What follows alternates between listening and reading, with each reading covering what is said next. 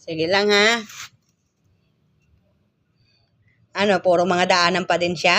Pag may bahay ka nakita, sabihin mo agad sa akin ha. Wala na po. Puro daanan lang. Puro daanan na Oh, lang. yan. May ibig sabihin niyan kasi, be, may patutunguhan ka diyang bahay na kung saan pwedeng may mga kaluluwa na ililigtas natin o pwedeng may sumasalbahay sa iyo doon. Papapasukin kasi kita doon, kaya kailangan sabihin mo agad sa akin, ha?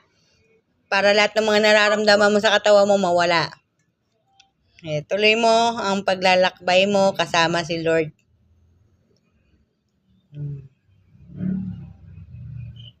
Meron po isang bahay na parang pugo. Ayan, pasukin mo yan, be. Pasukin mo. Hanapin mo ang mga bagay na pinangsasalbahe sa'yo.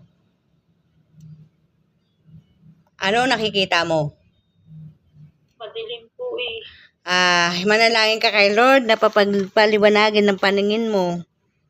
Lord, samahan mo po si Marilu Chan upang makita niya yung mga mga inilalagay sa kanya sa katawan niya. Ano sa tingin mo, nagliwanag na? Meron po. Ano nakikita mo niyan na parang ginagamit sa'yo? May manika ba?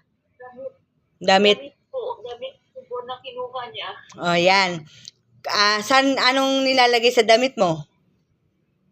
Nilagay po siya dun sa may parang airport. Sinisik po siya. Tapos tinatanggal din po. Parang? Sinisiksik po siya sa may aircon. Tapos tinatanggal. O, ganito ha. Kaya kasi nisipon. Ganito gawin mo ha. Lord, andito po ako sa harapan, humingi po ako ng tulong sa'yo. Natulungan mo po itong taon to na matanggal ang damit niya at kung ano man po ang nilagay. Kunin mo yung damit mo. Kunin mo kung makukuha mo. Nakuha mo ba? Tapos, Hindi po. Ayaw po bitawan.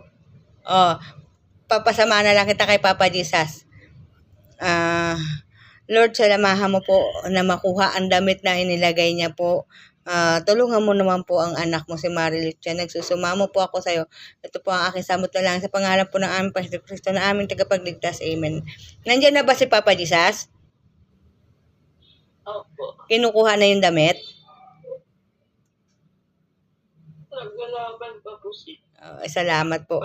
Lord, kayo na po bahala sa ginagawa ng babae. Kayo na po bahala sa kanya. Sa tingin mo, nakuha na ni Papa Jesus? Nakuha na ni Papa Jesus? Opo.